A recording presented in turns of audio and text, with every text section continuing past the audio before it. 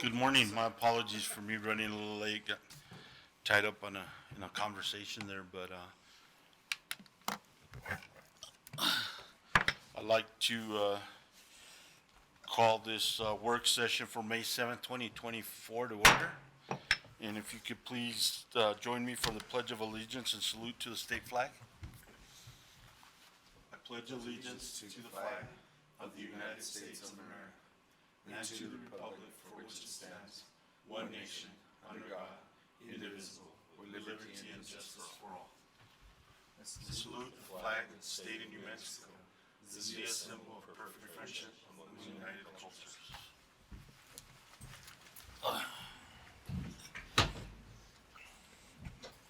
Thank you.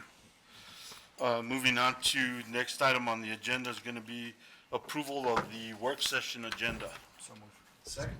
So a motion by Commissioner Medina, second by Commissioner Brown. Do we have any discussion? Seeing none, all those in favor? Aye. Aye, motion carries. Next item on the agenda is going to be purpose and public input. The general purpose of the county work session is to inform the Grant County Board of Commissioners of agenda items that will be addressed at the next regular meeting in accordance with Grant County's Open Meeting Act resolution. We welcome your input. This is not a question and answer period. Speakers will be limited to 5 minutes. Any individual who would like to discuss an item in more depth may be placed on a future agenda, and the agendas are in the county manager's office. Just to let the public know that we usually don't have public input by Zoom, but this time it was left in there, so we will allow it and honor it because of our agenda stating that, or our legal notice. So that's the explanation, but from here on out, it's going to go back to just in-person public input. So after our regular sessions, our regular meetings. So, but thank you. And do we have anybody in the audience for public input? See none. Do we have anyone on Zoom for public input?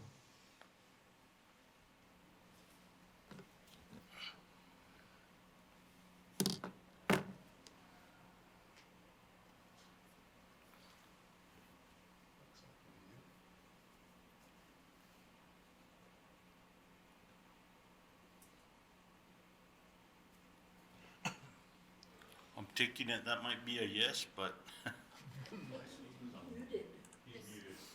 Mr. Griffin, you're muted. Thank you. This is Glenn. Are you asking me to speak? yes, sir. Is it Glenn Griffin? Yes. Okay, yes, sir. Go ahead. Your time's starting now. Okay, thank you very much, and thank you, IT, for setting this up. Commissioners, I am Glenn Griffin, Commission District 4 resident. Thank you for allowing my input on our publicly funded wildlife damage management listed on today's agenda in section 11P. Last year in June, there was no discussion before the commissioners voted to renew the contract. And as a result, the Wildlife Service contract and agents seem to be spinning out of control. In your last quarterly report ending March 31st, 2024, only 66 hours out of the required 250 hours were worked. That means a pay raise up from the already high $86 an hour. That's a threefold increase to a pay rate of 324 hours per hour worked. All this while the commissioners offer a 5% raise to their valuable county road workers. Commissioners, read the quarterly report and ask yourselves, what is the agent doing with the 3 mountain lions he was tracking on 4 different ranches? Are they being pushed away from wildlife damage management cooperating ranchers to the other side of the fence? Lion kills by our agent are way down from prior years. I'm not asking for more lion kills, just wondering why lion kills are down. What happened to them? In 3 years, no non-lethal relocations of wildlife have been conducted, as is mandated first before lethal killings in the contract. On the 35 pigeon shot, maybe the landowners should secure their building and not rely on taxpayers to remedy their problems every few months. Thank you for taking my public comment today. Thank you, sir. Do we have anyone else on this, on Zoom? No? Okay, thank you, Mr. Griffin. Okay, seeing no one else for public input,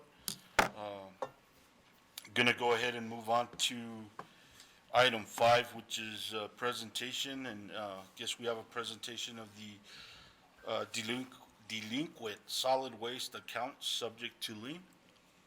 And who's gonna give that presentation? Okay, Good morning, Chairman Ponce and Commissioners. My name's Rachel Torres, and I'm the new Solid Waste Accounting Specialist for Grant County. I'm here to present to you the 2024 solid waste tax liens that are subject to your approval on Thursday. When I sent out the certified lien letters, I mailed a total of 135 letters, and as of today, I report I have a total of 73 liens. The lien list before you has a total of 92 names that are delinquent, which is down by 19 as of today. And the total amount is about $11,221.31. Thank you for your time and allowing me to present and introduce myself to you all. Chairman Ponce, I stand for any questions. thank you. Questions, commissioners? Welcome to the county. Thanks for being here. Thank you. Did a good job, thank you. Thanks. Anything else, commissioners? No? Thank you. Yes. Okay. Moving on to county reports, director's reports. And let me.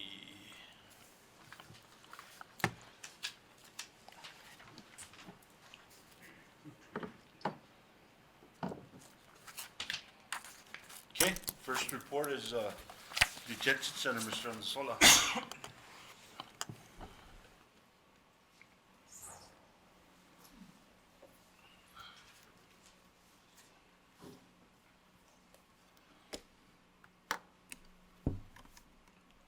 Good morning, Chairman and Commissioners. Before I start my report, I'd like to say Happy Correctional Officers Week.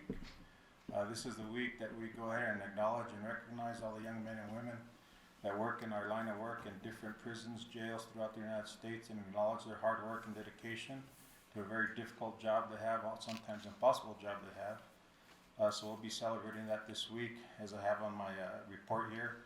Also, we'll be serving breakfast to them on Thursday, and then of course having our celebration on Friday, which I'll cover here in a little bit. Currently, we have 5 officer openings and 3 officers in training. With our accreditation update, we did get approved for accreditation. We were supposed to have our welcome aboard meeting with the PAR DMS, which is a system that you enter your proofs of practice on.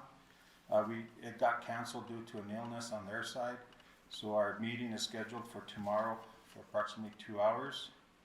I do want to speak on the accreditation update. I remember a couple of work sessions ago, Commissioner Edwards kind of stated that I kind of went through it real briefly on something that was really worked hard on for the past several years and something that's very important. So I kind of took that to heart and thought about that for the last couple of meetings. So what I'm going to do on Thursday is definitely give her a detailed report on the accreditation process, because it is something that is very important, very difficult, and we've been working hard on that process. So I'd like to thank Commissioner Edwards for actually putting that in my head so I could give a detailed report on accreditation and how it works. So I'll be doing that on Thursday. On April 28, 2024, our population was 89 detainees with an average population for April of 92. As you can see, our population is on the increase. As of Sunday, April 28, 2024, we have 0 COVID positives. We haven't had any positives for quite some time, which is a good news. Our RISE program in April 24 had 27 RISE participants, with 10 in the facility and 17 in the community. Included in your packet have included the quarterly report for RISE. Future projects, I did speak to the night program that was presented at this year's legislative session. We are looking at moving forward on that program. We're looking at currently changing the use of our tablets in the facility. because the Ignite program can be used on that tablet service to start. So we're looking forward to starting that Ignite program here in the future with that tablet exchange program, and also possibly going to visit an Ignite program, looking at their program and a graduation that they do have in one of their facilities. As I was speaking to, this week is National Correctional Officers Week. So with our celebration on Friday, we're going to acknowledge the Supervisor of the Year and Officer of the Year. What we do is we let all the staff vote on their own for who their Supervisor and Officer of the Year is. So I think it's important that we acknowledge that. So I'll be presenting them on next month's commission meeting for the Supervisor and Officer of the Year. Portable update, we've been working hard on that portable building to expand our RISE program and other programs in the facility, and working hard with the county manager and the state through the RISE. It looks like we're going to be able to make this portable building happen. The details are being worked out, but it looks like we should be able to get that building and have it in our facility sometime this year. So I will keep you updated on that portable building. Also, we are down sergeant positions. We only have one sergeant in our 4 shifts. So we're going to work with HR and those sergeant positions for testing and interviews. Key events dates, like I said, it's National Correctional Officer Week, the 5th through the 11th. And we're going to celebrate the National Week Friday, May 10th at noon with our annual barbecue, where we give officers awards, gifts, receipts, acknowledge the Supervisor of the Year, Officer of the Year, and have drawings for all the officers. And also in June 13th, I'm going to present at WNMU's Criminal Justice Forum. I did present in their forum last year on sustainability, and again going to do a presentation for the Justice Forum. I also have been asked by the Criminal Justice in WNMU to start presenting to their classes every semester to explain about the detention center and how it works and possible job opportunities, so I'm going to start doing that also. And again, just updating that 5-year plan for 2024-2025, which I'll share with you later in this year, and kind of acknowledge all the accomplishments that we've made in the past few years, working hard towards moving towards this accreditation process. I'm open for questions. Thank you. Thank you. Questions, Commissioner? No. You know, Mr. Andasola, I've had a couple of phone calls, and I'd like to, when here, but hopefully soon, get with our county manager and you, just to let you know the phone calls I've been receiving, so you have a heads up of what we're going to be talking about. You know, first of all, the phone calls, they have, you know, they express nothing but gratitude with what you've been doing and how things are working and how you've helped them, et cetera. And they said, you guys are doing a great job. That's, you know, important for me. But the other piece that has brought up to my attention, and part of it is we may not have control over, we probably don't have control over, but putting our heads together is that I guess some of our inmates that go to rehabs or other facilities that for Grant County, they require a list of a lot of items that they need to transport with them. And I understand that RISE helps them a little bit with some of this stuff, but we need to also look at the piece of, you know, a lot of families in Grant County can't afford to, you know, send somebody, and I don't know if I have the information right or not, but for example, 10 pairs of pants, toilet paper, tissue. And to me, that's sort of disheartening, because we're trying to get people into these facilities. We're trying to get them help, trying to get them to be, you know, productive or better citizens in this community, and help them with, you know, their health and get away from this addiction. So, you know, I don't know, but that was part of it. I don't need an answer right now. I think we need to sit down. The other part, the other phone calls the other phone call, that one was the one, phone call was that the phone system at the jail and the cost for these inmates to call their family and what it's costing and how they try to put money into the commissary, but you know, the phone calls are real expensive. Yeah. You know, so I'd like to sit down with you guys and see if it's a contractual issue, what we can do, how we can help these families, because at the end of the day, it's our ultimate goal to try to help these people that are in jail. And the other side of it is the ultimate goal is that they have the support of their family and somebody to talk to when they need to. Now, I understand there's rules, policy, when and how they use the phone. I'm not after that. It's the cost that's been explained to me. So just so you know, but I'd love to sit down with you too and maybe discuss some of that. Thank you, Chairman. I appreciate that. Also on some of the rehabs that we do, if they're RISE participants, we do have wellness funds that we could use to send them to rehab. Also, as we kind of go forward and update our programs again to get back to programming that was pre-COVID, which we're working on. We're just making sure that our staff are trained on the programs and trying to get our staffing numbers up. But a lot of the churches and some of the programs do help the inmates that aren't in RISE go to the rehabs and get stuff they need, such as toiletries and clothes. So that's something that we're looking back at. And also, as we expand the RISE program, I know the state's very happy with what we're doing, and we'd like to expand that to help all detainees go to rehabs. As far as the list, we do have one of our RISE staff members that's actually took it upon himself to go to every rehab in the state and kind of do a progress report and get papers of what exactly needed at the rehab. Because each rehab has different items that you can and can't take. So he's developing that list for all rehabs and kind of pointing out which rehabs seem to work well and which rehabs they seem to have trouble at. So he took it upon himself to do that, which now that I'm speaking of it, I think we have to give another in-depth RISE presentation and maybe introduce our RISE staff and acknowledge them also, because they work very hard for the detainees and work hard with them on the outside and inside of the facilities. And as far as the phones, that's something that I was talking about, the tablet services. We're looking at changing the tablets. So looking at changing the tablets is doing a new contract with a different provider, which I'm working with the county manager and the attorney in doing. So we're almost there to get a new contract, and the prices are almost going to be cut in half. And also, this new company has a program to where they give indigent inmates the ability to talk to their family also.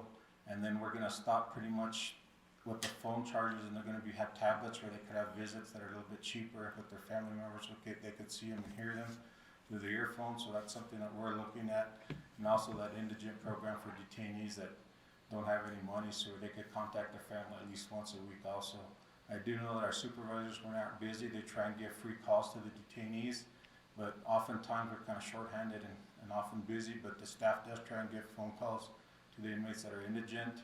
We do give them 2 free letters a week, but I think that once we get those new tablets, every detainee will have a new tablet, and they'll be able to correspond through emails, through messages, and through visitation on the screens with that tablet, which I think will be wonderful. But I think that indigent program that company does run will help with the indigence of the detainees a lot. So I will keep you abreast, and we're working with the county manager on that new contract as we speak. No, I appreciate that, and just when, I know that our county manager is real busy and you are, but just here soon, when we get an opportunity, we can sit down so I can get a little more explanation, so I can call back and let them know what we're working on. Thank you. Definitely, Chairman. Thank you. Thank you. Okay. Moving on to next presentation is going to be our planning director, Mr. Hernandez. Good morning, Chairman and members of the board. For my report, the Little Walnut Road Phase 1 construction, we are set to achieve final completion this week. Crum Road and Franks Road, the design proposals have been signed, and the engineering firm will begin design process. North Hurley Road Phase 3 construction, that bid was released on May 5th, and we will have subsequent meetings related to that bid in the coming weeks. The Baton Park Veterans Memorial Path, we received a cost proposal for it. It is on the agenda for Thursday for your consideration for gap funding. Hamilton Bridge replacement, the design is 80% complete. Baton Park Small Field Turf replacement, the contractor has been secured and they are set to begin work this month. Capacity support, Insight has drafted some standard operating procedures that was sent to both myself and Deputy County Manager Montoya for review and feedback. At this point, we're just waiting to meet with them to go over that and hopefully streamline some processes for pre and post grant awards. Fleming Take road improvements, we're still pending the utility pole removal by P&M and the seeding. Truck bypass road construction, they're pending completion of the punch list items, and final completion walkthrough is scheduled for this Thursday. The EDA grant, we still have the free workforce development trainings for customer service, hospitality, and certified fiber optic tech. Those registrations still remain open for the June and October classes, and we are still pending an award, which will be on Thursday, hopefully, for the comprehensive plan contractor. The Old Jail Brownfields project, we're also pending an award on Thursday to get that work completed. The Upper Mimbres Volunteer Fire Department underground water source tanks, The construction is set to begin this month, and the Southwest New Mexico Collaborative. Within the coming months, I'll be working with the facilitators to interview key partners and groups on the outdoor recreation efforts.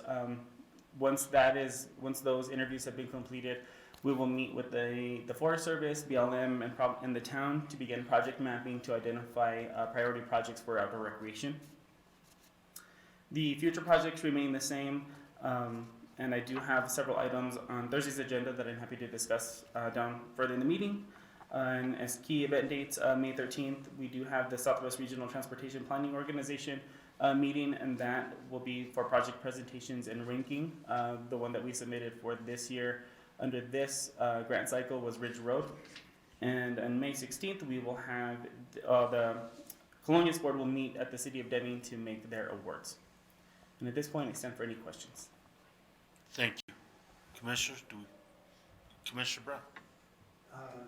Yeah, and maybe something we can discuss individually, but I thought the Hamilton Road project was being reevaluated. Charlene, thanks.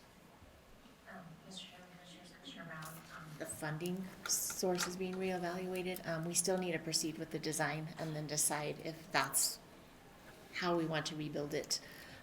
So once the design is completed, we'll present that to you, and then we've determined that the federal DOT funding source that we had identified is not suitable. So that's when we'll have to regroup and determine how we want to move forward with that, or if you want to move forward with that. Okay. I appreciate that. And thanks for the mention of the Southwest Collaborative. I haven't seen that for a while. Hope to hear more about it. When we had our work session on trails and open space, parks and recreation planning, things like that, this came up. Is this essentially the report that we were going to get from that? This is partially, yes. So this is the work that they want to do in advance of determining that, yes, they can accomplish all of the recommendations that were in the plan. And so this is they want to be able to complete this work. And this is what I had mentioned to you, that the working group had been created, and they were working on going through those recommendations that were contained in the plan. And so this is the work about collaborating with each of those partners and to see where each one of them fit in and how we tie it all together. So this is the initial phase, but I was out on sick leave and was unable to attend that meeting, so I need to follow up with them to get a better timeline, and I'll get that to you as soon as I speak with Tani. Awesome. Thank you very much. Thank you, Mr. Chair. Thank you. Anyone else? No. Thank you, Randy. Moving on to maintenance, Mr. Lockett.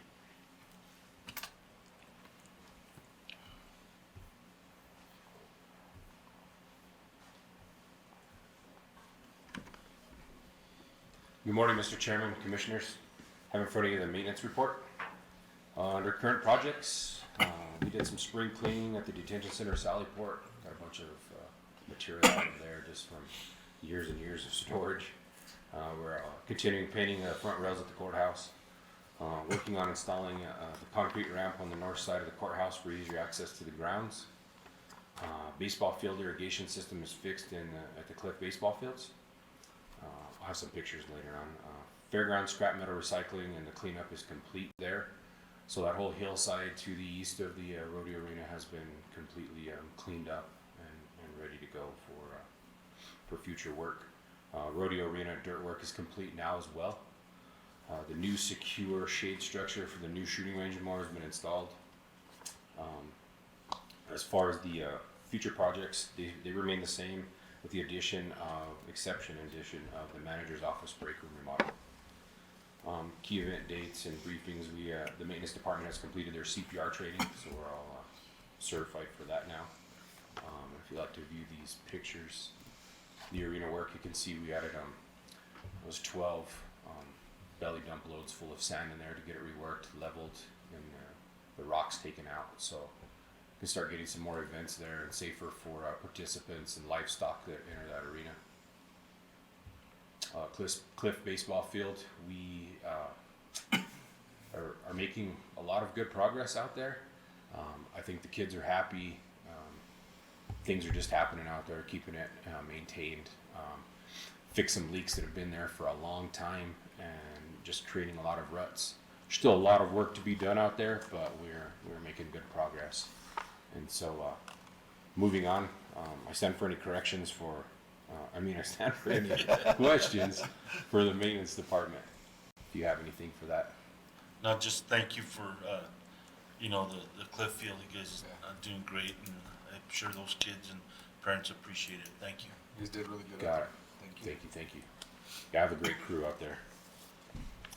Moving on to the road department. So under current finished projects, the Little Walnut Road SP project continues. We're currently setting culverts and hauling 350 tons of material in. We are capping this week, currently as we speak right now. We're putting 850 tons of a road course topper on there and laying it down and having the water truck go through and really packing it down good. So that should be, if all goes well, that should be finished this week. So that project will be done and over with. I'll show some pictures here in a minute. Also, the Radar Station Road and the Brushy Mountain Road, we had 750 tons of material brought in and built up the road up there. That road had been washed out for quite some time. Put some new material on it, and it looks really nice up there. Also, the Noonday Canyon Road, we had a little over 1,000 tons of material hauled in by Grant County and a contractor for the road buildup. Under projects, also the road department will be routine patching these weeks coming, previous weeks and these weeks coming up in preparation for our chip seal project that we'll be doing in middle of June. Also trim the trees for those as well. And then we will resume trying to finish up the Noonday project. So we're going to continue for the key event dates, the CPR training for the staff, trying to get the operators in and things like that. Also, we always ask for the patience and understanding from the public as we work to address the work orders and the problem areas as soon as we can. So we look at the pictures real quick. At Little Walnut, so this is our SP project that we're finishing up. Just laying the material down, building up the road so we can put the culverts in, and building the little rock headers for drainage. And then the Radar Station, the Brushy Mountain Road, you can see how we brought in all that material to build that up and makes it for really good access up there. And then the Noonday, just a couple pictures there too of the material that was brought in. And I stand for any questions. Commissioner Medina? So, Jason, real quick, since I became a commissioner, I've looked at this road department report. SP project in Noonday Canyon has been on this report every month since I started. Are we near a project end? Is it just something that's continual? Is it something that we can't repair? No, it's been continuous. So since I came in and kind of overseeing things, we are trying to finish up projects that have just been hanging out there for a while. Okay. Little Walnut's one of them. The Noonday one is one of them as well. And so we're just putting a lot of effort and getting those knocked out. And so hopefully you shouldn't see it on there too much longer. Okay, because it's been there.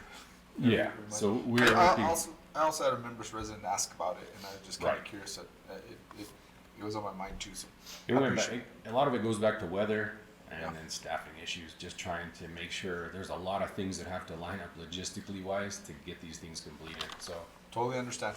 Yeah. Thank you. That's it. Thank you, Commissioner Medina.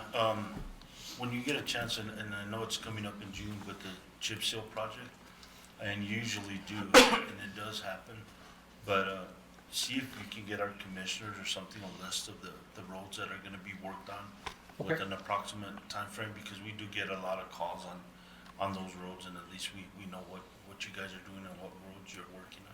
I will include that for the June meetings. Thank you, sir. Anything else, Commissioners? No?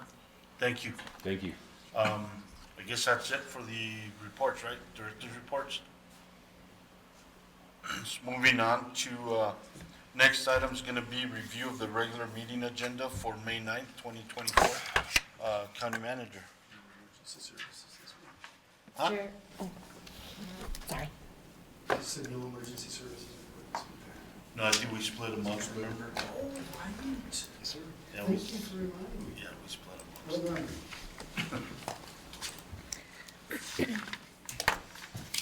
Okay. Go ahead.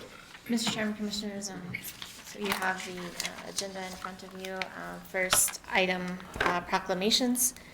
Item A, consideration of proclamation for Motorcycle Awareness Month.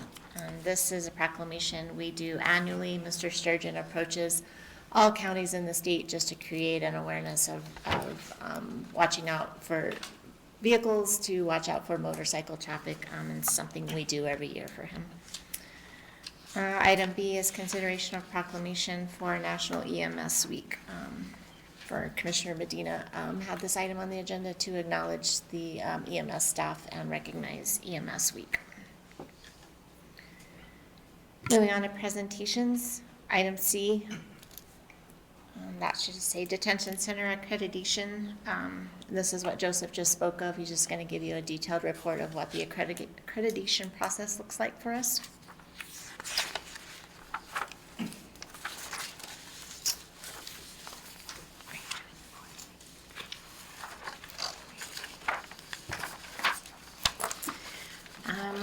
Moving on to financial reports. So, let me get it up on my computer. The expenditure reports.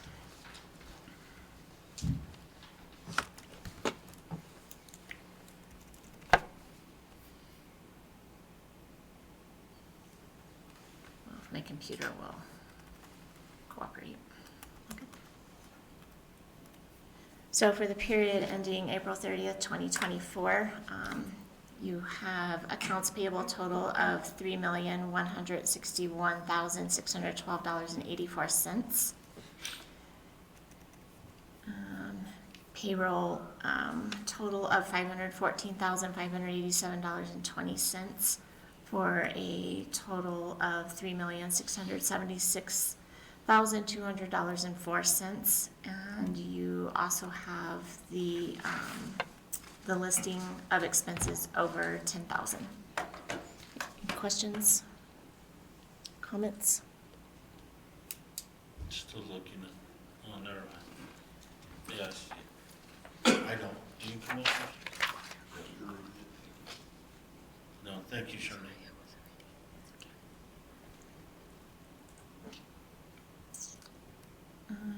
Next item is the consideration of the third quarterly report.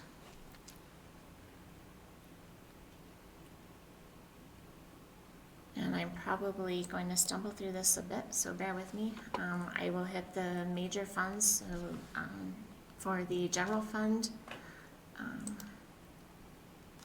so we're showing total revenues of $12,290,633.61, with transfers out to $4,321,385.94. Expenditures of $8,668,469.57. Adjustments of $313,377, leaving an ending balance of $25,557,687.90. You will see the required reserves of $2,167,117.39. Road Department,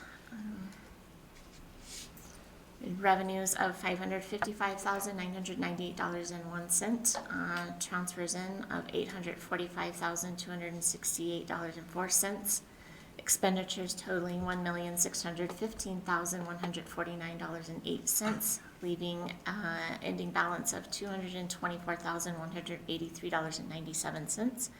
You'll see the required reserves of $134,595.76, leaving ending balance of $89,588.21.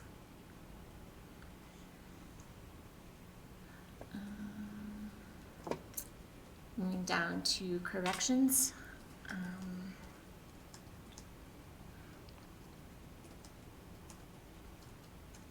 So we had revenues of $968,495.39, transfers in of $1,710,329.79, expenses totaling $2,963,889.58, leaving a balance of $625,469.60, and there is no required reserves for this fund. And that is the recap of the three major funds for your third quarterly report, and I will attempt to answer any questions you might have. Do we have any questions, Commissioner? I just have a comment. Go ahead, Commissioner. Not a question. Thank you, Charlene. I know you're working really hard on these reports. I guess I just wanted to note for the public that gross receipts taxes are looking super healthy.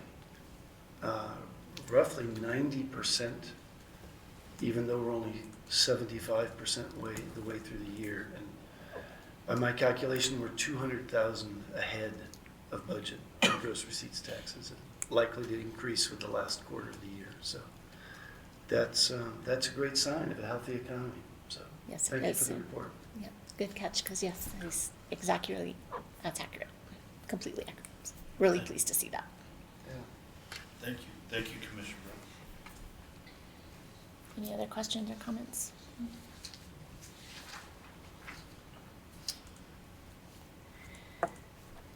Moving on to new business. Item I, consideration of donation from Luna County of a 2009 Ford Transport van for the Sheriff's Department. The Sheriff's not here. Hopefully he'll explain his reasoning for that, but they've obtained and are requesting the commission to accept the donation of a Ford Transport van to transport individuals to other facilities. Item J is the consideration of the delinquent solid waste account subject to lien that Ms. Torres just presented to you. Item K, consideration of Grant County Courthouse project submittal by the 6th Judicial District Court. Randy? Chairman and members of the board, if you recall, I believe at the end of March, we had NCA Architects present to you the courthouse needs assessment and gave a couple of options, either for a brand new facility or some remodel suggestions. At this point, we've been made aware that the Administrative Office of the Courts has released some funding pertaining to district courthouses. Of that, it's $10 million to plan, design, construct, renovate, furnish, and equip district court improvements. At this point, we would like your consideration on Thursday, if it is the will of the board, to make a decision on how you would like to proceed with this, as the 6th Judicial District Court would like to submit for this application. However, it is contingent on a 50% match. So later on within this agenda is a resolution which is authorizing the submission to have us collaborate with the courts for the actual project if the commission decides to move forward with any of this funding application. The 6th Judicial District Court will be the applicant. However, the county does play a major role with helping submit this, because we do have to submit some financial information as well as support the resolution and assure that the 50% match is coming from the county. So at this point, I stand for any questions to see if there is any particular project, or if Charlene would like to elaborate a little bit more on it. Could you elaborate if planning and design could be our project? Oh, yes. Yes, so if it's the will of the board to do planning and design, that is an allowable project submittal. So at this point, we could submit for a preliminary architectural report or get full design on it, and that could be the project itself. Does that make sense? So rather than you submitting several $1 million project, you could submit, our project could be for the planning and design of whatever you choose to do, whether that's remodel or new. That's an option that we could submit under this funding. We have the preliminary needs assessment that's identified and giving you a couple of options and what we need in order to make the courthouse ADA compliant and meet all the security requirements. But one of the possible options for a project could be the planning and design. Go ahead. So do you have any idea or estimate what the planning and design part would cost? I believe that was in, you have the, what is it? It was in the architecture, Yes, it's in the, presentation it's in the from needs NCA. assessment, we're looking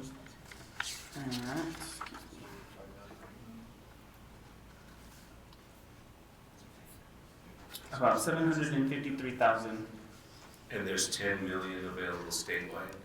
that's correct. So 33 counties can apply for this.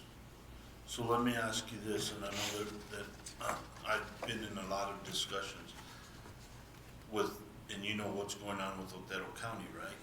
So is there another funding source through the state to help with what Otero County is going through? Or is this just the whole pot that's gonna try to cover everybody? I don't know. Mr. Chairman, the Otero County matter's been settled, so that was done through the last legislative session. This is continuation of that funding, so that funding was identified as a result of that lawsuit. So they've allocated enough funding to the court system to address the Otero County issue. So this is $10 million of that same funding that is available to other county courthouses within the state, so that we can apply to make improvements before it leads to something similar to there. So there was 10 million allocated for this session, and for these projects to be successful, we have to identify that it is a feasible and we're ready to proceed project. So that's why we thought we'd throw out the planning and design as an option. Then you have, if we get the planning and design done, if we were allocated some of these funds, then you would have a shovel-ready project moving forward. Good, no, that explains it, you know, because what they're going through, and if this, I couldn't remember if this was a sole source, that's gonna take up a lot. No, great, thanks. Same pot. Commissioner Brown? Yes, thank you, Mr. Chair. Thanks, Charlene, Randy. It seems like at the same time as deciding if we want to do a planning and design project, we need to decide which project we're planning and designing for. Is that what we're going to be deciding on Thursday? We need to know how you want to, well, like, what do you want to proceed with? Yeah, based right. on the I mean, I know we've had a presentation. month to think about this. I've walked around the building because it's right there next to me, thinking about it. It's a huge decision, and I mean, I don't know what the rest of my colleagues here are thinking. I still favor building a new court facility, but heck, if I know where we get the money. And so I guess I need to know what resources we have available to us when I dream about how, how we can do this project. Mr. Chairman, Commissioner Brown, for a project of that magnitude, if we were successful in obtaining this funding that's allocated through AOC, I mean, 50% is a lot of money, and my only thoughts of where to obtain that amount of funding is through NMFA, which would be a loan component. Uh-huh. I'm not aware of any funding out there for that purpose unless, well, potentially you could put that as a congressional direct spending request, but the timing doesn't really flow well to try that route. So, testing my memory, we approved 8 million in facilities and roads a few years ago, right? 2 sets of 4, each one of which is 2 and 2 between facilities and roads. And where are we with selling those bonds? So we sold 2 million of the road bonds, and so we're structuring those differently this year. We won't get the whole 4 million like we did last time, because we structured those so that we leave the tax rate flat. Yeah, right. And so we will be seeing those in $2 million increments, and we have not sold anything for facilities yet. Okay. But that's 2 million that you could, So, right? that you could, put towards this project as well. That seems like a real option for a part of it. And it's already approved, and we can stage it the way you're describing it without increasing taxes on that part. Correct. So maybe we're looking, again, thinking of a $10 million project, maybe we're looking at another 3 million on top of that to Possibly. cover our 5 total. Possibly, And yes. the 10 million project, as I recall, is just the remodeling, right? Yes. It was almost 20, it was like 18 million or something for building the new facility where the old jail is. And we would still have to incur the expenses of tearing the old jail down. Which we have to incur anyway, don't, I mean, no matter what we do, Eventually, we're gonna be doing that. To me, that's not an additional cost, but. Okay, that's a fair amount of financing to consider. Have we consulted with Mr. Valenzuela about how we could structure this? Structure, Well, either 3 million or possibly 8 million of additional financing. You mentioned NMFA. I haven't, but I can have a conversation with him before Thursday. You know, he's often aware of what rates they're giving and what availability is out there. Okay. I think we need to know that before we make a decision. Commissioner? Yeah, Mr. Chair. Go ahead. Yeah, and what other facility needs there are besides this? And so I'm a little bit unclear even after the presentation. I remember the presentation, but what of their priorities, what percentage of their priorities are we going to meet? Are we talking about meeting here? And then if we can't meet all of their priorities, then what are the priorities, the top priorities that they want to meet? What's most important that can be accomplished? Are you going to recommend that? Or do we need a tour up there? Are the courts going to recommend it? So you heard from Chief Judge Hofackett of what his wish was. He spoke to you about, ideally, and of course we all have what we would like to see ideally, but that's not always reality either. So what Bob Calvani presented to you is we can achieve like the ADA issues, all of the basic things that we need to correct with a remodel.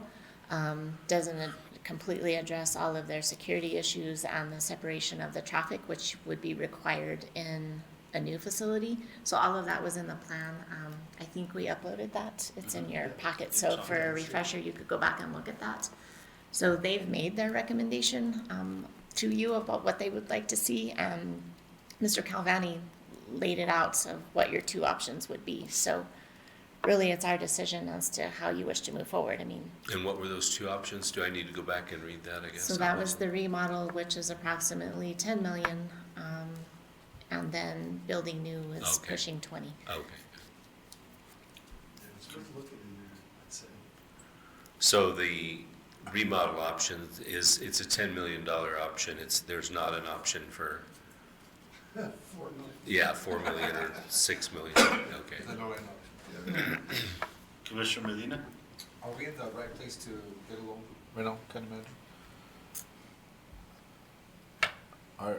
I just want to make sure there's not an impact to the county, the residents. I will Are we- tell you, before we are able to apply for anything, we must become compliant with our audit, and we're not currently. So immediately, no. Okay, but post audit, are we fiscally sound to do the loan that's going to impact us? And then the other question is, what happens if we don't take either A or B option? What if we choose not to at this time because we can't fiscally?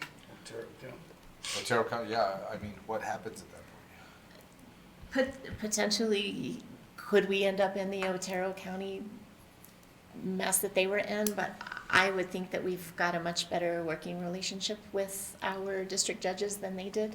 Okay. I think they see that we're trying. Jason's crew is very responsive to their needs. We've done all of the things that have been necessary over the years, as far as you know, well, Jason's gone to remind me of all the things that we've done, new elevators, new, HVAC, fire systems, I mean, all of the things that we can do, we have, so I don't,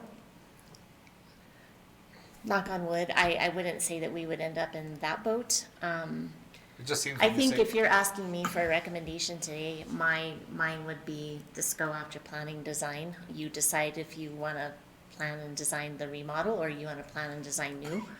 And then at least you have a shovel-ready project moving forward, and by that point, we're into next year's funding cycle. And, I am bound and determined, that we will have all of our audit issues and finances cleaned up and, in a manner that we can all clearly understand exactly where we're at by that point in time. I appreciate that. It just, you know, you say, just say 50% of the project, you know, those are impactful projects. Five or 9 million, take your pick, you know? So, thank you, ma'am. You know, for me, and I understand where Commissioner Brown is and all that, but, I mean, I sort of lean towards, you know, I sort of lean not towards building a new complex. And the reason I say that because, you know, to me, when you look at that courthouse, when you look at all, that's Grant County. It's always been Grant County. Even people going up there for Christmas and the Christmas lights that are put there, that's a big staple for Grant County. To me, that defines a lot of what Grant County is. And what I'm afraid of, if we do build a new courthouse or go head that direction, what's gonna happen to the old one? And do we have the staff to maintain a building that's empty? What are we gonna put in there if it's empty? That's hard, and of course, you know, I understand the needs and the security and all that was presented to us.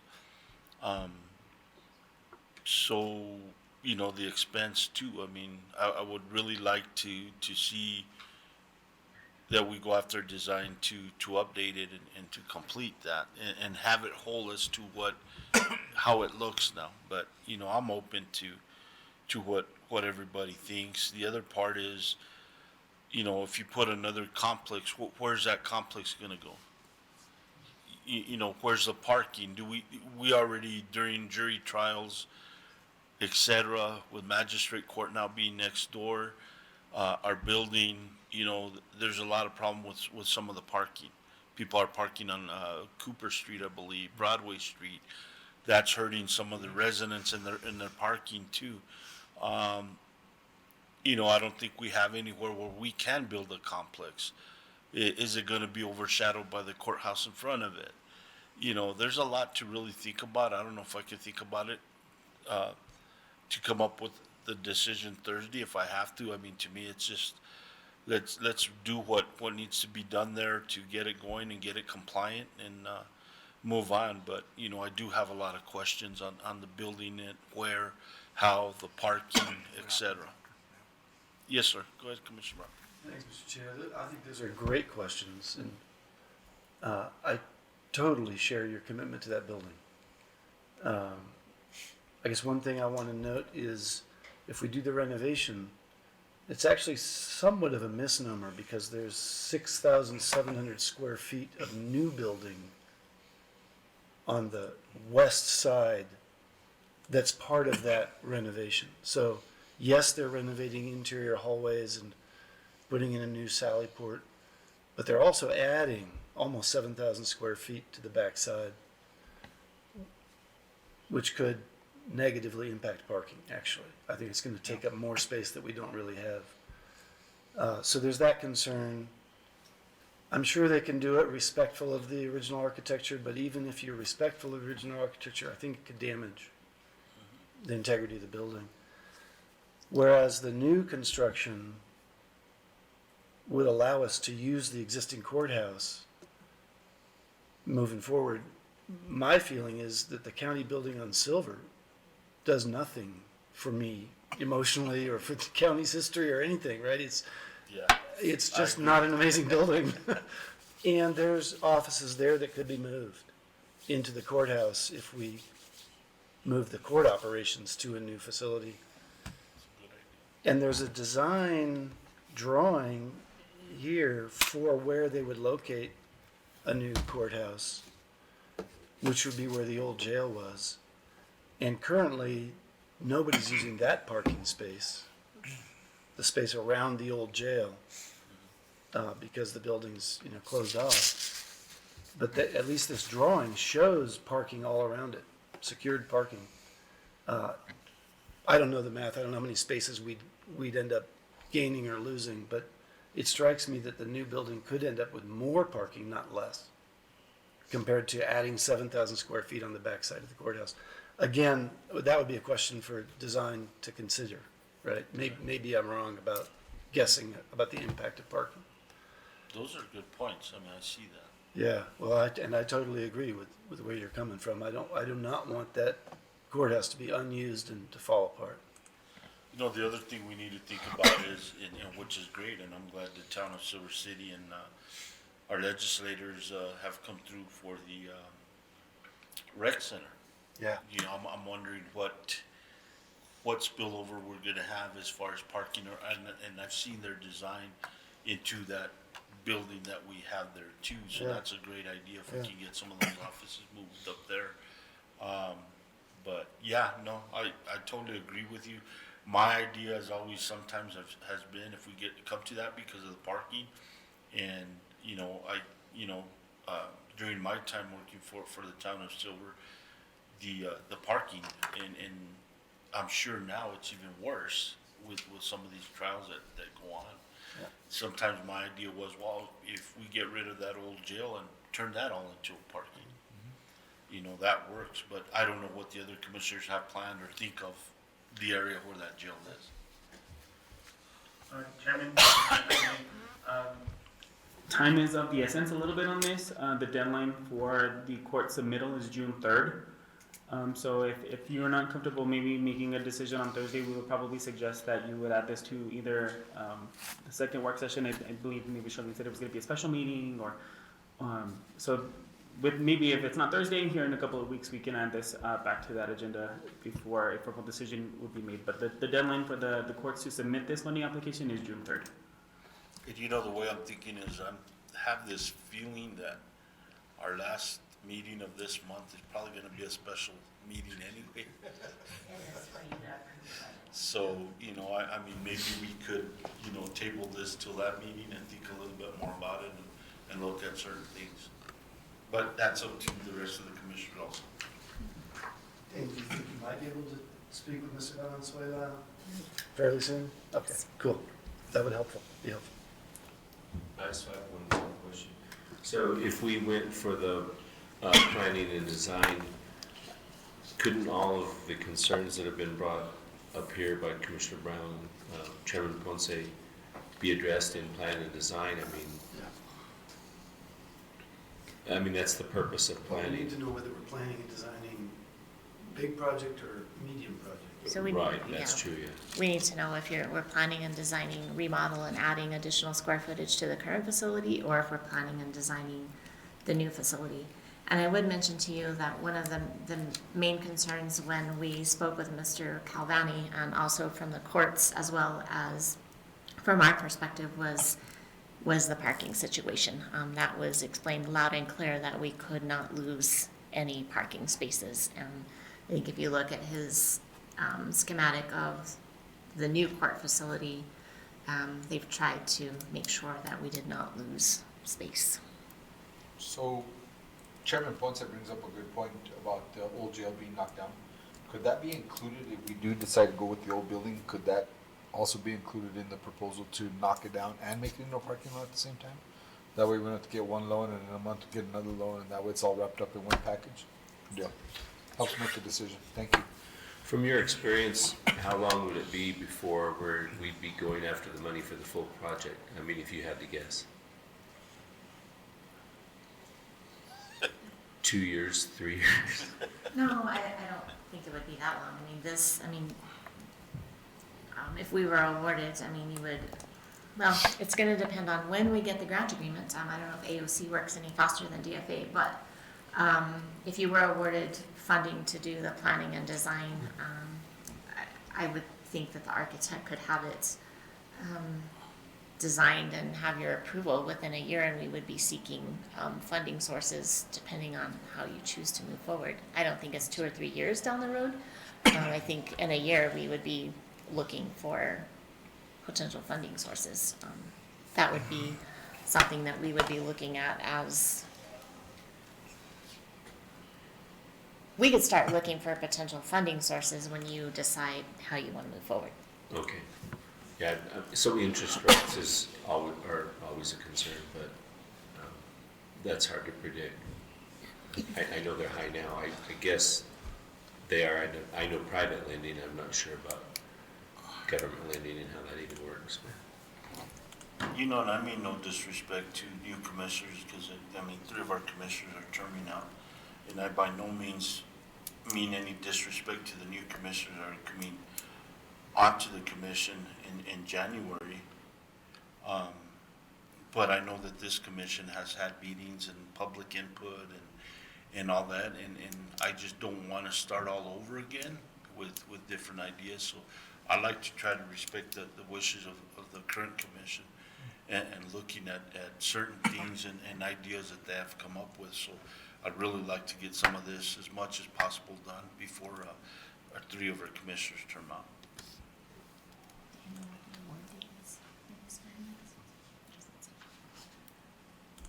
Is that it? Or go ahead, One Commissioner last Brown. thing that you prompted, thank you for that last statement.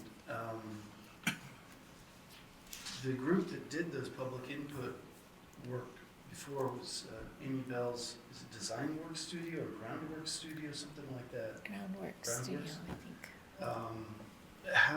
How is all of that information getting relayed to Mr. Calvani's group, if at all? So he was made aware of it. I don't think we did you give him all of the results of that? So that was part of the Brownfields project of Yes. tearing down the jail. And so in conversation that I've had with Mr. Calvani, I explained that as a result of that town hall and those public hearings, that the top ranking project after we tear down the old detention center was judicial complex. So I've not provided him the documentation. I don't believe Randy has, but I did mention that to him. Okay. Well, okay, it'd be great if he had access to all the relevant data from that. That would be great. Thanks. I guess my final just feeling is we need to go with less cost than more, and the reason for that is as I've seen us try to do projects. I'll just use the Gila Community Center for an example. I think the original cost was thrown out $160,000 or something a few years back, and as we just as time passes, that just escalates into something that's, I think there's 750,000 now. We're talking about more or less. I'm just throwing out numbers, but so I can see the cost of a new project that we're talking about now is not going to be the cost that we're talking about in several years when we start construction. I think it'll be at least 2 years, but maybe I'm wrong about that. So I think we need to aim low, which would be the remodel, and even that is going to escalate into something that I'll be surprised when we get there if we can afford it. So I think scale back, and that would come out in the planning. So I'd support, some plan and design with contingencies that we're not going to get all that money. And if I'm wrong, I need to be corrected, but it just seems like that's what it turns to every time. There's always a shortage of to accomplish our complete wish. Well, the next item on the agenda is a perfect example of what you're talking about. Good segue. But do we have any other comments or questions on item K? Thank you. So we'll move on to item L, consideration of funding for Baton Park Veterans Walking Path Project. Randy? Chairman and members of the board, if you recall within my last reports, the Baton Park ADA sidewalk at the Veterans Memorial. We received a $300,000 grant from a governor's allocation for this particular project. The engineering cost for design on it is $84,197, with the balance remaining of $215,802. We did bid this project out. We received 0 bids. At this point, we looked to other sources, whether that be statewide price agreement or through CES. We were able to get a contractor to submit a cost proposal through a Cooperative Educational Services price agreement, and Deming Excavating came in, their proposal came in at $424,170, meaning that the project would be over budget by $208,367.09. At this point, this funding is set to expire in June. At the end of June, our engineers have estimated a 6-week construction time. So this is really another one of this time is of the essence if we don't want to lose this funding. Obviously, we don't have any guarantee that this funding would be extended or rolled into a different project.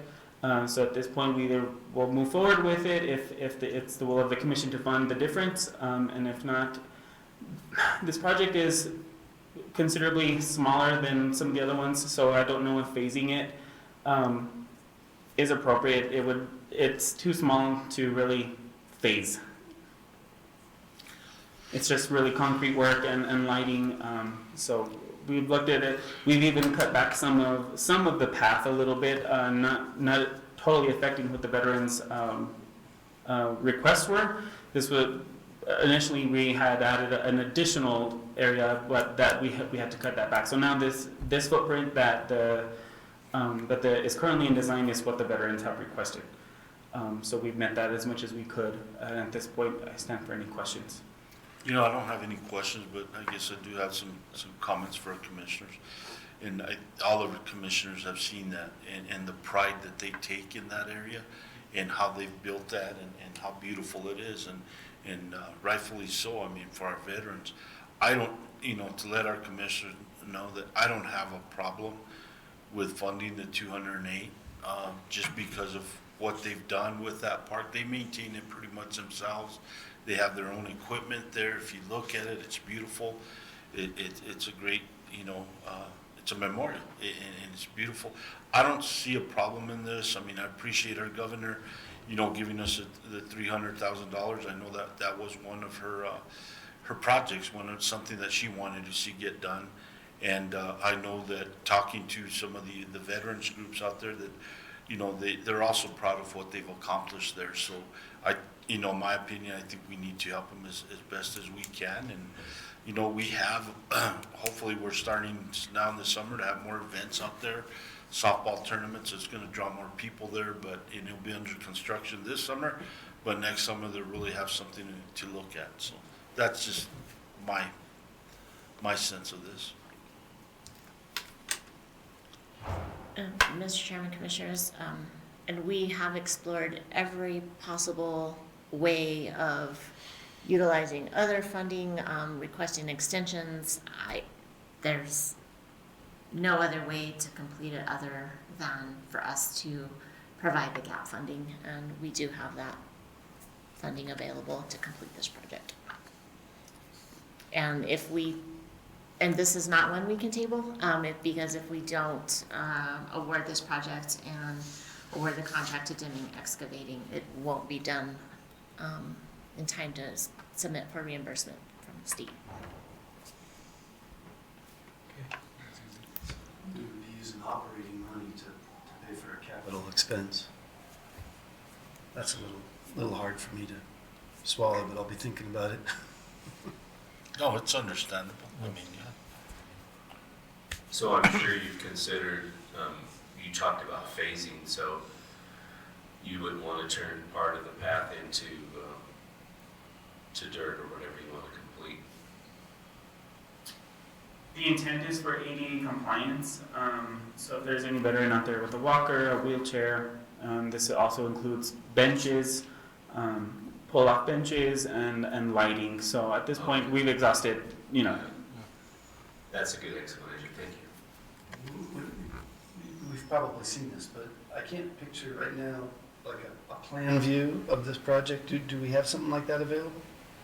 I do, yes, we do have a schematic drawing of where where the path will lead, and I can Yeah. get that to you. Or we can include it in for Thursday's packet. Okay, if it can be added, uploaded fairly soon, that'd be great. I'll just access it online. Yes. We'll do both. We'll put it in your packet. Christie will download it, and then Randy will email it to you as well, so you can look at it. It's been a while since we looked at Yeah, that. it's too long for my brain. Thank you.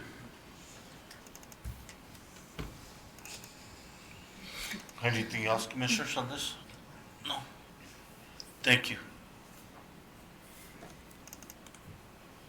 Next, item M, consideration of asset deletions, transfer requests number 5. Veronica? Good morning, Commissioners, Mr. Chair. For request number 5, you will see several vehicles that we are trying to delete from the inventory. 3 of them will go to auction and the rest will be salvaged. You will also see a large listing of deletions.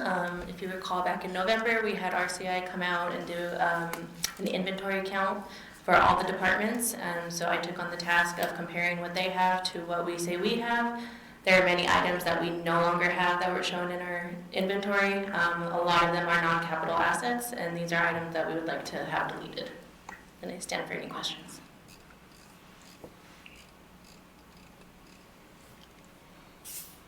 So the second attachment, all those items are also gonna, it's a long, pretty long list of, so my question is just, and I'm curious, when we say salvage vehicles, I hope we don't mean just leave them parking there forever, right? They come pick them up and No, we are haul making them away. arrangements, yes. Because I know they've done, a tremendous job trying to clean the county road department by the golf course. I don't wanna see, we're salvage, and pretty soon it's back to where it was. No, someone else is going to salvage those vehicles. They're going away as salvage. That's how we're disposing of them.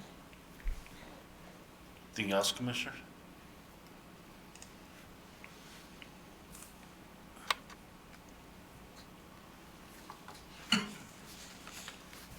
It's a long list. It is. Represents a lot of work, I'm sure. Thanks for Veronica spent a lot of hours on this, and I really appreciate her work because it's something I've wanted done for a really long time, and she tackled it and got it done in a matter of months. So, but yes, it is quite a lengthy list of things that probably should have never been on our capital assets inventory. right? Most of these look pretty small.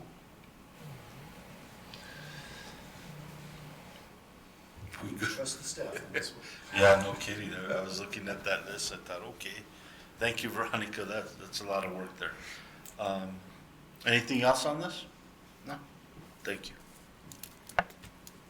Moving on to agreements, item N, consideration of agreement A 2414. This is an MOU with Sixth Judicial District Court for pretrial services. This is an agreement that we enter into each year. The county allocates $70,000 towards a portion of a pretrial services employee, as well as supplies for the drug testing component of the pretrial service program. It's something we've done long before I was an employee here. We've done it for a number of years, and it's just our contribution to that program. Thing on that one, Commissioners? Okay.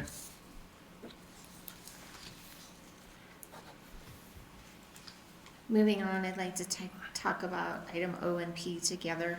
Typically, you've seen this together in the past. Consideration of agreement A 2415, the work and financial plan with USDA.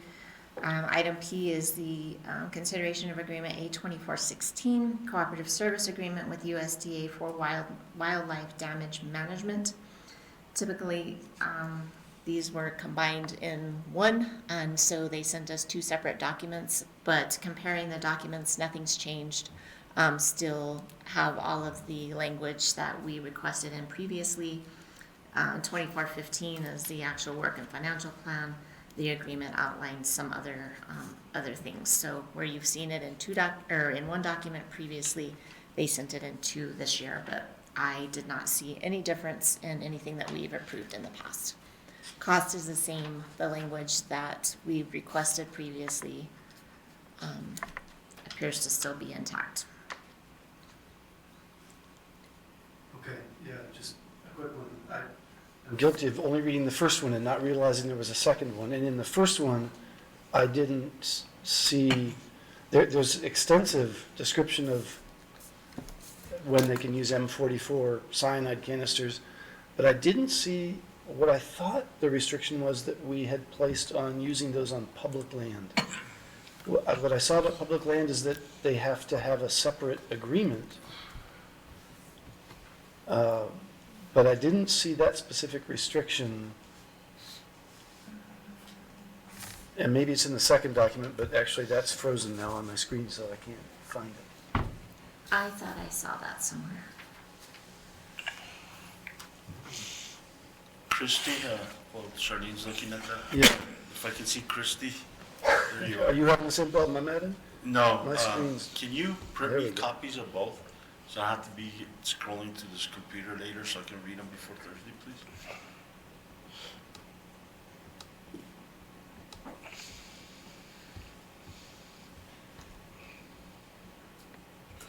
I thought I read that somewhere.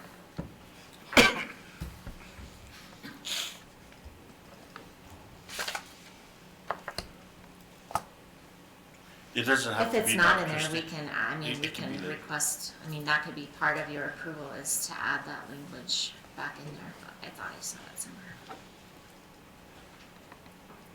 Yeah, a quick scan, I don't see it in the second document either. I know we had made some changes when Commissioner Salas was here concerning the M44s. I can't find it right now either, so Yeah. that's, yeah, if she can give me some, yeah, anyway. But we can make, it's if they left that out, I thought I read it, but maybe I was dreaming. We can request, an amended agreement to Okay, add that in thanks. there, but I'll go back through. I'll have the answer by Thursday, or by the end of today.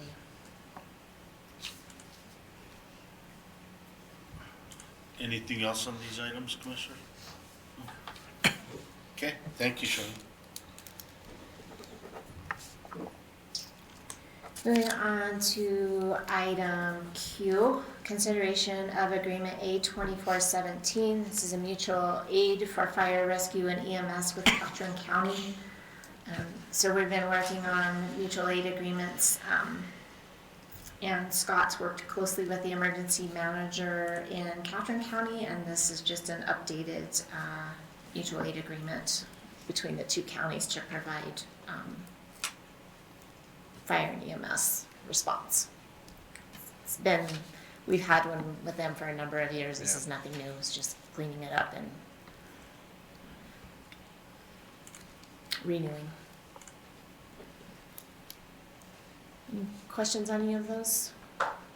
To move on to resolutions. Item R, consideration of resolution R 2425, authorizing the submission of an application to the New Mexico Administrative Office of the Courts for the Grant County Courthouse project. And this is the resolution that's required that Randy just described for the courthouse project.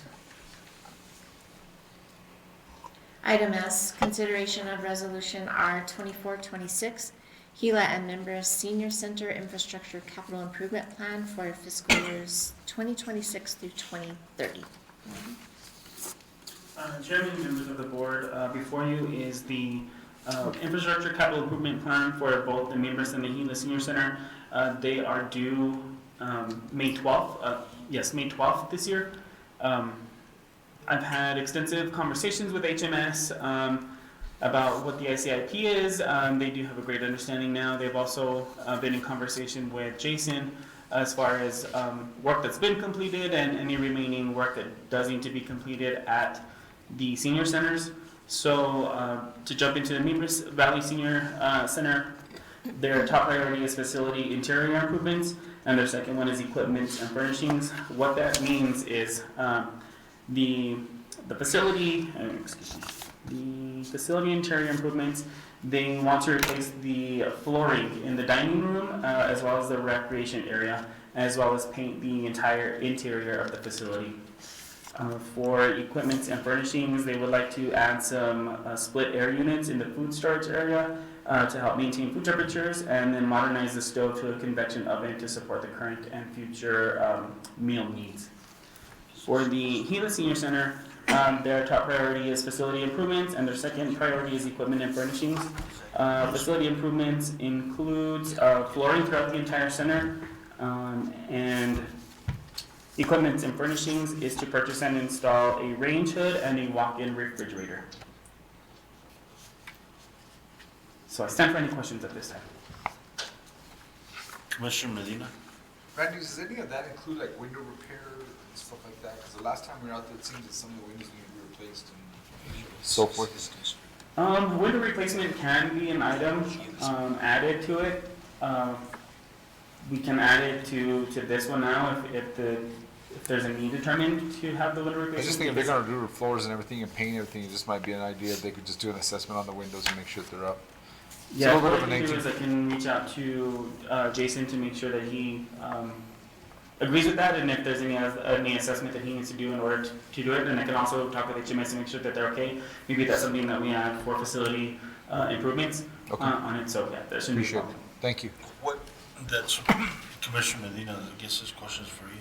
For Mimbres, what other things other than the windows do you see? Because You know, I I look just, at this, it's a little low, I mean, what we're Yeah. asking for. I just thought, you know, updating the center, I know that the last year that we talked about it, this was one of the things that they did wanna do. They do wanna paint it and do the flooring on it. It doesn't seem that they have a lot of, when I've talked to the individuals out there, it doesn't seem that they have like facility improvements or more like services such as internet and phone access and stuff like that. But I mean, a good paint job and a new flooring and so forth, and some new modifications to the, I really think just window repair, cause I mean, they, if you go up there in the winter, it's really warm in there, it's really cool in the summer, stuff like that, and just make it more efficient to run that building. So I just thought every opportunity to make it better for them is what I'm thinking.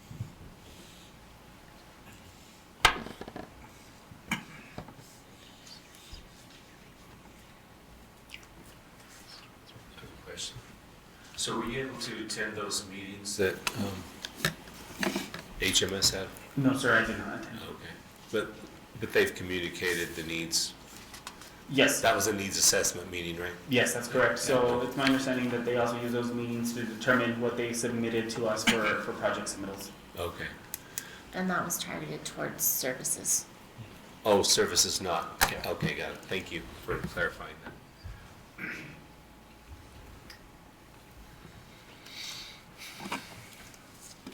Yeah, go ahead.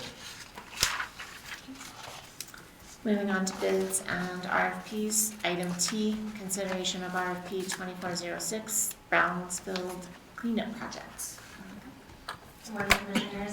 On February 28th, we released an RFP for the Brownfield Cleanup Project Asbestos Abatement. We received 3 proposals, and on April 5th, the evaluation committee came together to discuss the proposals, and it's recommended the contract be awarded to Southwest Hazard Control. And I stand for any questions.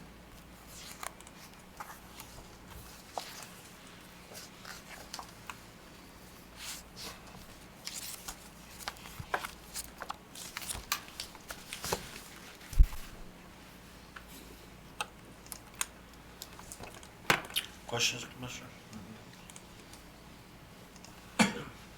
Thank you. Next, item U, consideration of RFP 2407 for architectural services. On March 1st, we released an RFP for architectural services. For this RFP, we received 3 proposals. On April 25th, the evaluation committee came together to discuss the proposals. It's the recommendation the contract be awarded to NCA Architects and Planners. And I stand for any questions.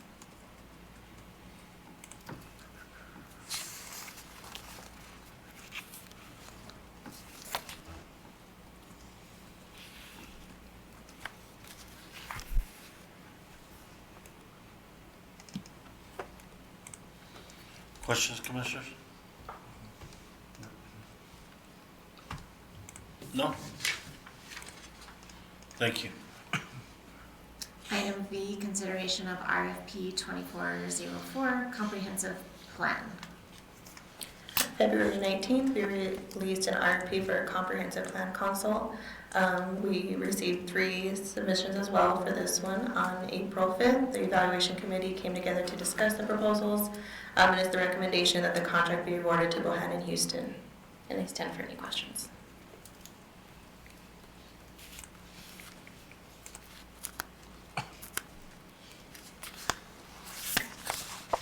Shall we be on this evaluation committee? So you're happy with the recommendation? Yes, and I think I know where your concern is going, is Bohannon did our last plan. I was,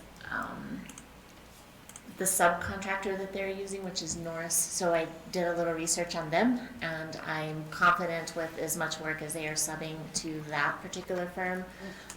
They took a little bit different approach than they did with our previous plan, so I have a much more positive outlook that they will do a better job, just in, the content of the RFP and,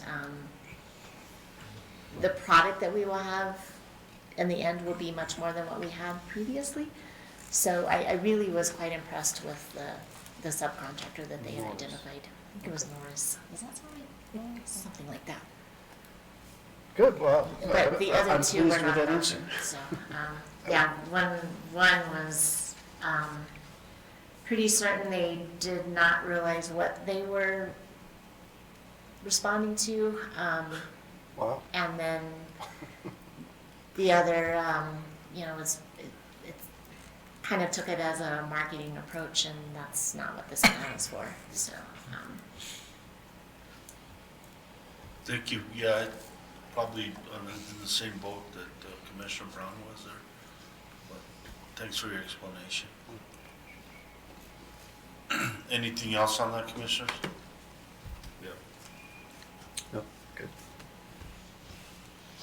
Okay, moving on to Grant County Healthcare Claims, IMW, health claims for the month of March 2024 in the amount of $115.35. Morning, Commissioners. For the month of March, we had 5 claims submitted, totaling $15,788. 3 of them were disallowed of $837.65. 2 of them were denied in the amount of $14,837 due to the fact they should be run under Medicaid.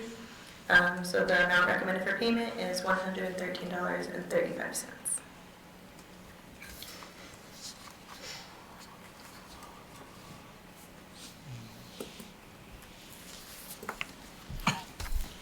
Any questions on those? That was good. Thank you. In addition to your regular commissioners' reports, we do have an executive session scheduled to discuss real property. And that concludes your agenda for Thursday. Thank you. Do we have any comments or anything on that last agenda, the regular meeting agenda? No.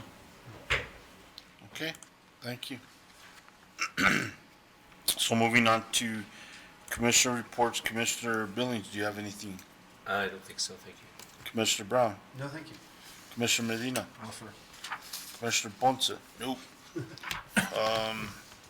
Okay. If I can have a motion to go into executive session in accordance with NMSA 1978, Section 10-15-1, subunit H and 2. It's limited personnel matters. So moved. Second? Do you have any discussion?